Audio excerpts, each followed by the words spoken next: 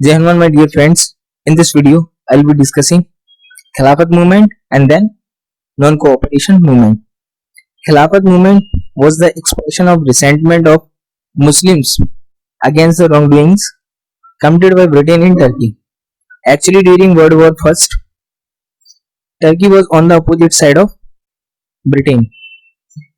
In the war, Britain defeated Turkey. So when it defeated Turkey, it dethroned the Sultan of Turkey.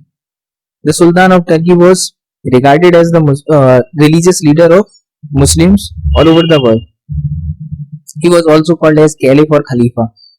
So when Indian Muslims got to know that Sultan of Turkey had been dethroned, they became outraged. So they requested Britain to give some Muslim sacred places and some territories to Sultan. But Britain ignored their request. So they got compelled to form Khilafat Committee under the leadership of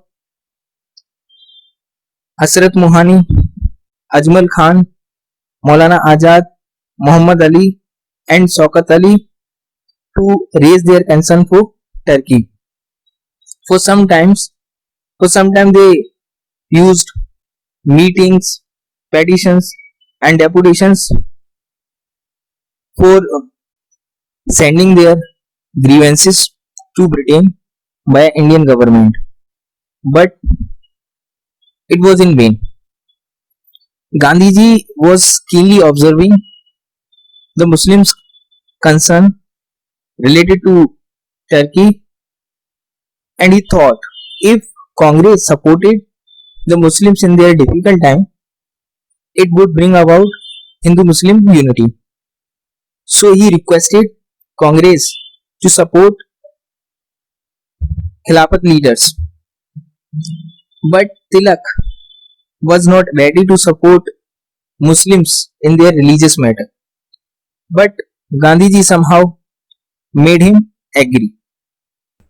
In November 1919, All India Khilafat Conference was held in Delhi, in which the people were asked to boycott British goods, and Gandhiji was elected as the president of Khilafat Committee.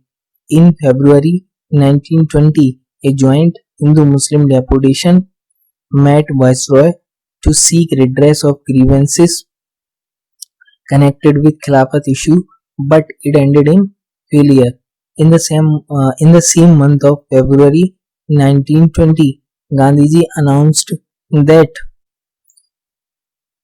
Khilafat question had overshadowed the issues of Punjab wrongs and constitutional advance, and that he would soon lead a movement of non-cooperation if the terms of the peace treaty failed to satisfy the Indian Muslims.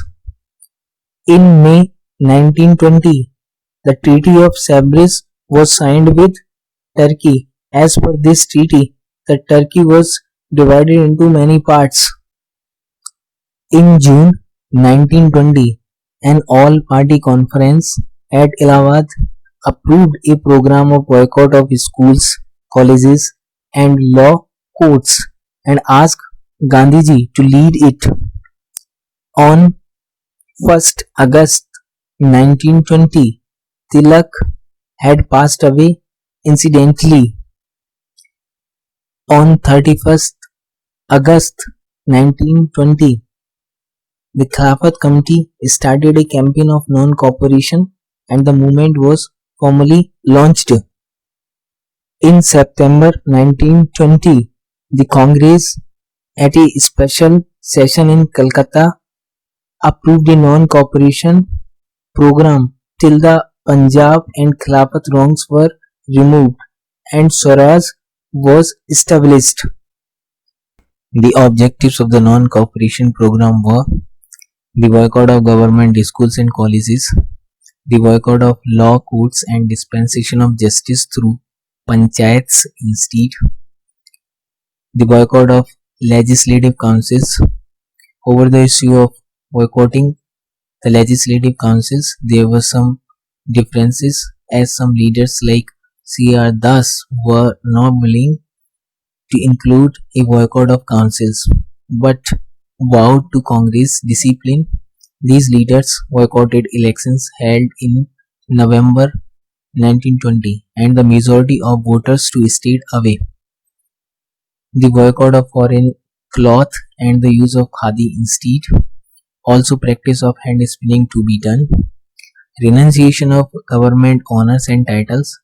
The second phase of non-cooperation program could include mass civil disobedience, including resignation from government service and non-payment of taxes. In December 1920, Congress held its general session at Nagpur, in which Congress adopted formally Gandhiji's plan of non-cooperation with the government. An important change was made in the Congress creed. Now, instead of having the attainment of self-government through constitutional means as its goal, the Congress decided to have an attainment of Swaraj through peaceful and legitimate means, thus committing itself to an extra-constitutional mass struggle. Some important organizational changes were made. A Congress working committee of 15 members was set up to lead the Congress from now onwards. Provincial Congress committees on linguistic basis were organized.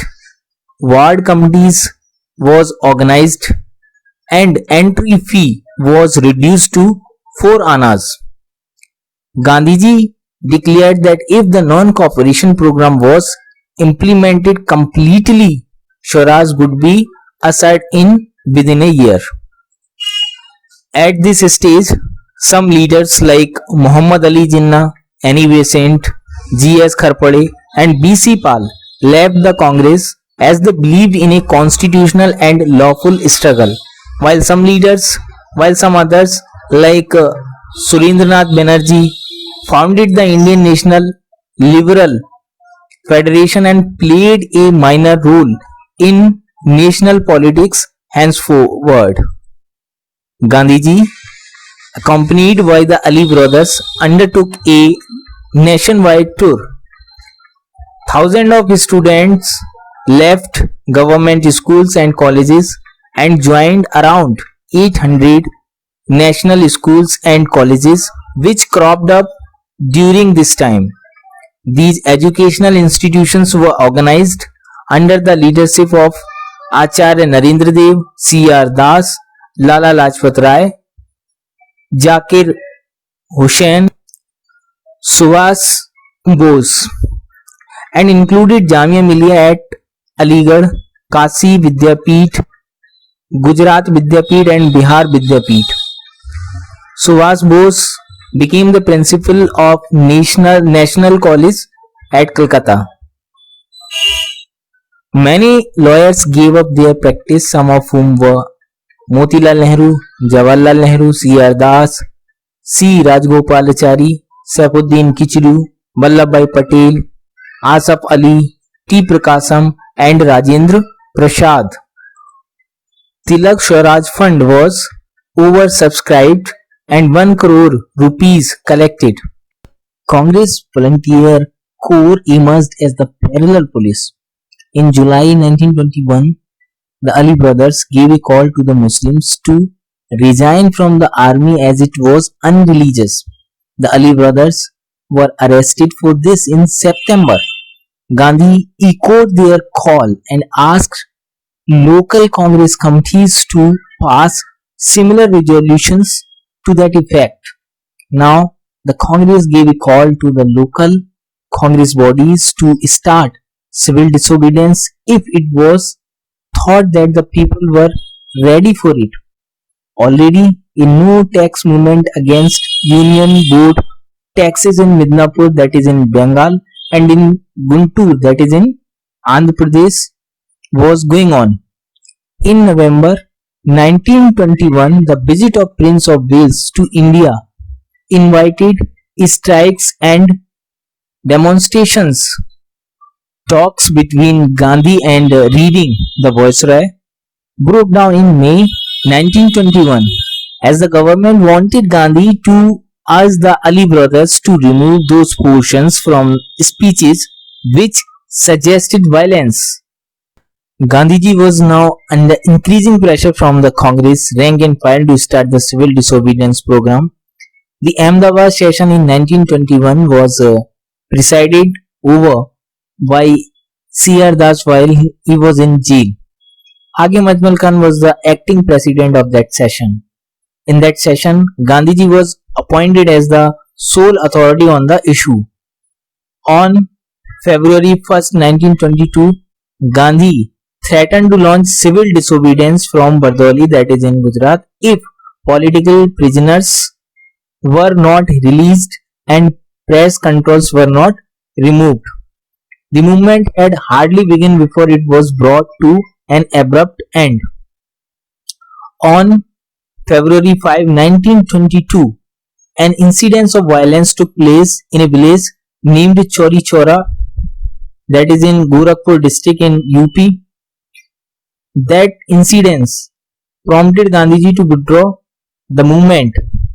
The police here had beaten up the leader of a group of volunteers campaigning against the liquor sale and high food prices, and then opened fire on the crowd which had come to protest before the police station. The agitated crowd torched the police station with policemen inside, who had taken shelter there. Those who tried to flee were hacked to death and thrown back into the fire. 22 policemen were killed in the violence. Gandhi, not happy with the increasingly violent trend of the movement, immediately announced the withdrawal of the movement.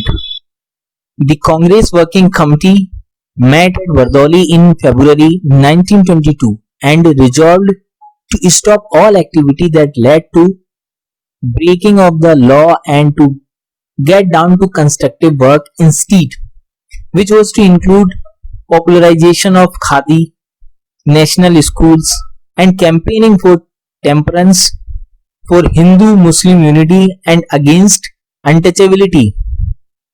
Most of the nationalist leaders, including C.R. Das, Motilal Nehru, Subhash Chandra Bose, Jawaharlal Nehru, however, expressed their bewilderment at Gandhiji's decision to withdraw the movement. In March 1922, Gandhi was arrested and sentenced to 6 years in jail. He made the occasion memorable by a magnificent court speech. I am here therefore to invite and submit cheerfully to the highest penalty that can be inflicted upon me for what in law is deliberate crime, and what appears to me to be the highest duty of a citizen.